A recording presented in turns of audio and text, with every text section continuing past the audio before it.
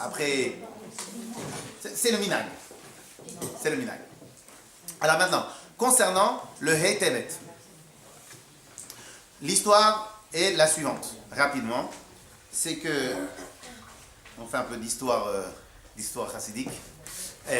Alors, le Hei Tevet, en 1985, un petit-fils du rabbi précédent de Lubavitch, qui s'appelait Dov Ber Gourarieh, se considérait comme un héritier du rabbi précédent de Lubavitch, donc le beau-père du rabbi. Maintenant, héritier de quoi? Ils n'étaient pas riches, les rabbis de Lubavitch. Donc héritier de quoi? Parce qu'en vérité, tous les rabbis, tous les précédents rabbis, ils étaient plus ou moins collectionneurs. Collectionneurs de quoi? Collectionneurs de livres. Et donc la bibliothèque, même actuelle du rabbi, elle est d'une valeur inestimable. Alors des fois, il y a des choses qui ne sont pas estimables, mais qui ont quand on était là-bas l'année dernière, ils nous ont montré des parchemins de Gemara de 1000 ans d'âge. 1000 ans d'âge. Dans la bibliothèque du rabbi, il y a des manuscrits de Rashi, du Baal Shem Tov, etc. C'est des choses, vous savez qu'il existe un marché du judaïka. Un marché, vous allez à Drouot de temps en temps, il y a un vrai marché du judaïka. Et donc, tout simplement, c'est des valeurs, ça a des grosses valeurs, quoi. Vous vendez à un collectionneur, vous vendez à quelqu'un un manuscrit de la main de Rashi, en dehors du principe de la Kedusha, la rareté fait que ça n'a pas de valeur. Ok?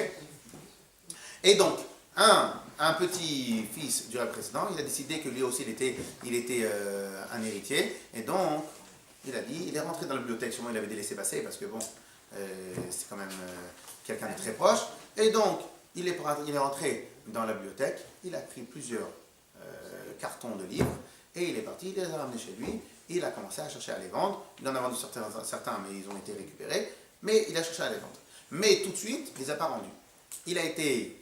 les chassidim ont voulu le faire venir à un bed din de Rabbanim, il n'a pas accepté. Donc ça a dû être transféré à un tribunal fédéral. Et comme ça, pendant 2 ans,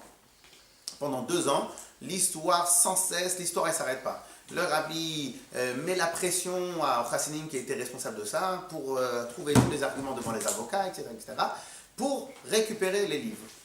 Et comme ça a duré 2 ans. Le rabbi, je dis, il allait au tous les jours. Comme ça a duré pendant 2 ans. Au final, il a été statué par le tribunal que les livres devaient revenir aux chassidim, aux rabbis, etc. Rapidement, une des choses qui a marqué toute l'épopée de ce tribunal-là, c'est le témoignage de la femme du rabbi.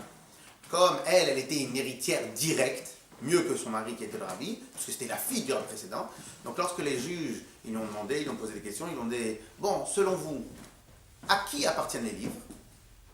Elle a dit, mais je ne comprends pas votre question. Le livre et mon père, le rabbi, appartiennent aux chassidim. Donc ce n'est pas la propriété d'une seule personne, c'est la propriété de tous les chassidim. Très bien. Et comme ça, au final, le rabbi a gagné le procès, et en vérité, ça marquait un grand coup. C'était quoi en vérité la grande marloquette, la grande discussion? C'est est-ce qu'en vérité, tout ce que le rabbi a fait, c'est en tant que propriétaire personnel, ou en vérité, c'est au service des chassidim, ou au service des Bnei Israël. Alors comme une fois, il y a un shaliach qui a voulu prendre exemple de ce que le rabbi l'a dit. Une fois, ses enfants lui ont demandé, mais 2 secondes, papa, ton Bet Rabad, il appartient à qui? Alors, le shaliach, il était obligé de répondre la vérité. Elle appartient à moi. Ah, ok. Mais après, le shaliach, il dit, 2 secondes. Attends. Mais toi et nous, on appartient à qui? Parce que moi, je possède quelque chose, c'est une chose. Mais moi-même, j'appartiens à qui? Eh bien, on appartient au Bnei Israël.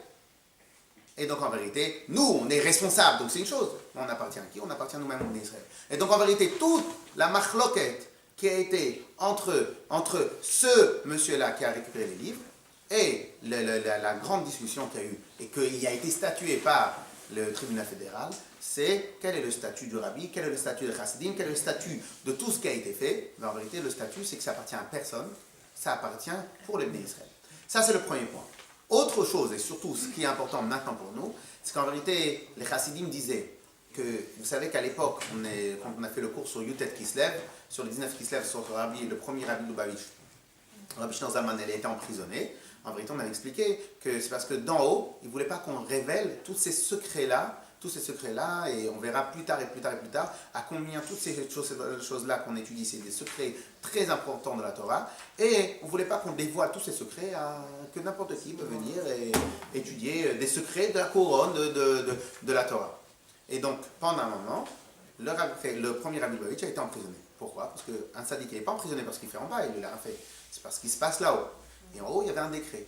Est-ce qu'on dévoile les secrets de la Torah ou on ne les dévoile pas? Quand on a gagné, quand le rabbi est sorti de prison, ça a prouvé que là où ils étaient d'accord qu'on dévoile.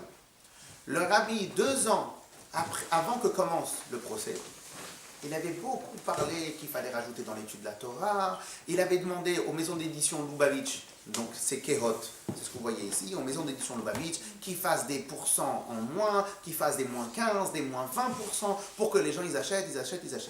Bon, les gens, malheureusement, des fois quand le rabbi dit, le rabbi il dit tellement de choses, des fois on ne peut pas mettre toute la force sur toutes les choses, malheureusement, parce qu'on n'est pas des tzadikim encore, on fera tous. Et donc, ça a été pris de manière gentille. Lorsque toute l'histoire a commencé, les chassidim ont compris qu'en vérité, ce que le rabbi voulait dire, c'est qu'en vérité, on doit avoir des maisons remplies de livres.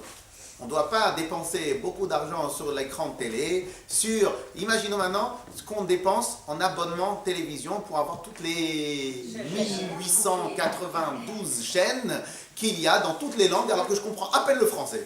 Et donc, on dépense 30 euros. Prenez 30, venez, on fait comme ça, 30 euros par mois, j'achète 2 livres. Au bout de c'est combien d'années que je fais, combien de bibliothèques je pourrais remplir? Évidemment, on ne va pas rentrer dans la caricature, il ne faut pas avoir ça, il ne faut pas avoir ça, il ne faut pas avoir ça. C'était juste comme ça un exemple, ok?